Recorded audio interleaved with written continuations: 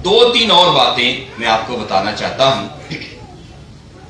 हमारे मजहब में और हमारी कलीसिया में खुदा ने इंसान को आजाद मर्जी दी है, पाबंदी नहीं है, फर्ज नहीं है किसी पर। लेकिन खुदा ने आजाद मर्जी क्यों दी कि जबरदस्ती तो किसी को अपना नहीं बनाया जा सकता। क्या बनाया जा सकता है? खुदा को पसंद है कि जबरदस्ती के बगैर इंसान के अंदर से मेरे लिए मोहब्बत पैदा हो और वो मुझे प्यार करे और मेरा शागिर्द बने और मेरे कलाम पर अमल करे। जबरदस्ती माँ बाप थप्पड़ मार के बच्चों को रोजा भी रखा सकते हैं, रखो रोजा, कलीसिया की तरफ से हुक्म है। तो रोजा बच्चा बेचारा रख तो रहेगा लेकिन रोता रहेगा, तकलीफ में होगा, लेकिन खुदा के साथ उसका कोई रिश्ता और तल्लक नहीं होगा। तो इसलिए हमारे चर्च में ना आपको फोर्स किया जाता है कि आपने जबरदस्ती रोजा रखना है, कि क्या कहेंगे, जो आवाज अंदर से आए और जो दिल करे उस अमल के लिहाज से आपने ये काम। इसलिए 40 रोजे हैं, वैसे तो रखने चाहिए, और अगर नहीं रखने चाहते इसमें भी आपकी आजाद मर्जी। अगर आपने 40 दिन नहीं रखे तो ये हफ्ता आपके लिए बड़ा मुकद्दस है। क्या कहते हैं हम? पाक होली वीक कहते हैं। मैं आज इंटरनेट पर देख रहा था तो हर दूसरे बंदे ने इतनी मुबारकबाद दी, जी होली वीक मुबारक हो, होली वीक मुबारक हो।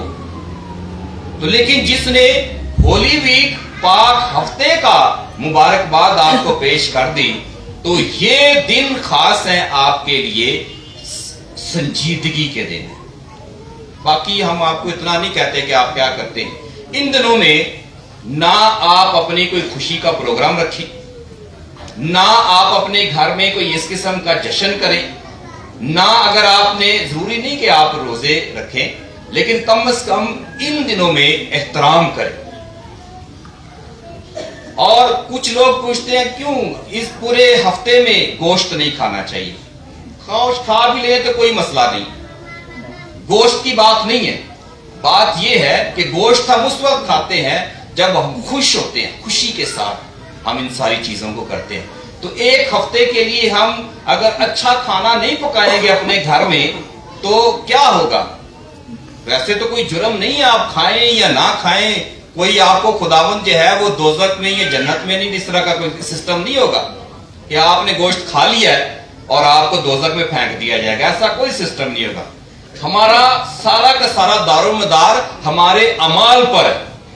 अमाल अच्छे हैं, काम अच्छे हैं, मसीह को मानते हैं, उसके हुक्मों को मानते हैं, ये ज्यादा चीज अहम है। लेकिन कलीसियाई तौर पर रस्में बनी है, आपको इन दिनों में संजीदगी का इजहार करना है, एहतराम करना है, एहतराम करना है।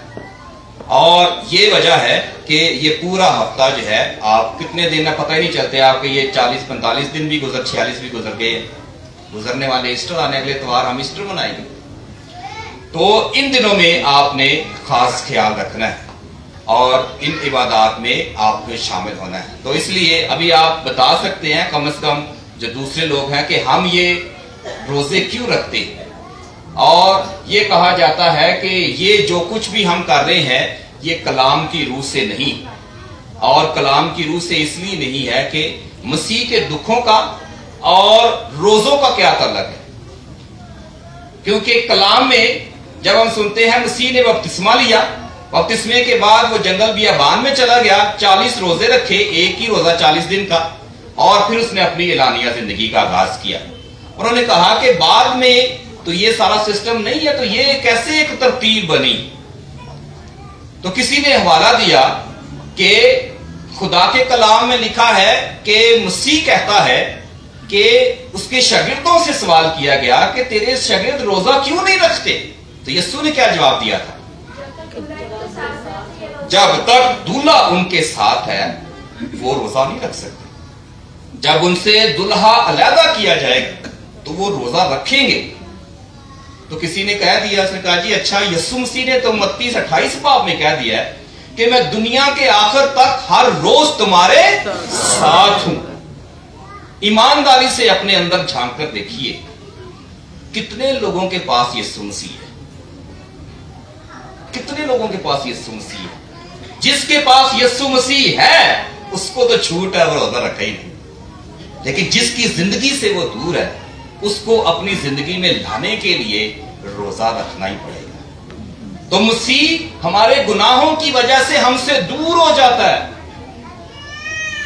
हमसे दूर चला जाता है। तो जब रोजों में हम आपको किस बात पर ज्यादा जोर देते हैं? तौबा पर, गुनाहों की माफी पर। जब आप तौबा कर लेते हैं, माफी हासिल कर लेते हैं, तो तौबा वाले के पास मसीह होता है, और जिसने तौबा नहीं की होती उसके पास मसीह नहीं होता, तो उससे मसीह अलहदा कर लिया जाता है।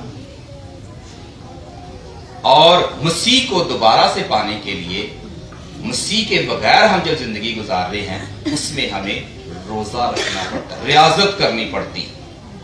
तो आपने देखा कि इन 40 दिनों में हमारी इबादत और कलाम का फोकस क्या है?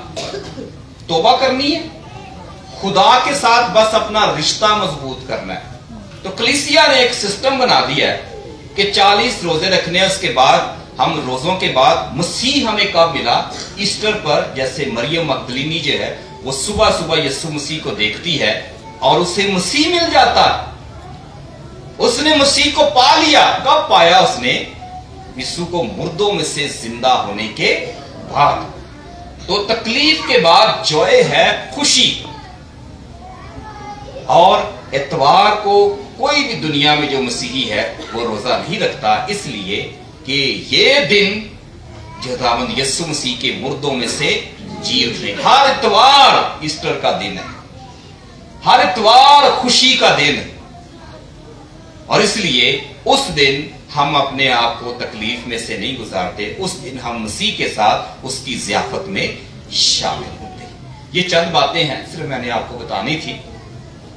इसी संजीदगी के साथ आप अपनी इन तमाम इबादत का आगाज करें। और आखिर में फिर एक हफ्ता बचा, रिकंसिलिएशन कहते हैं अंग्रेजी जुबान में, कि मेल मिलाप। और इन दिनों में खुदावंद के 2 अहकामात को याद रखना है। पहला कौन सा है? यीशु का हुक्म कौन सा है? पहला।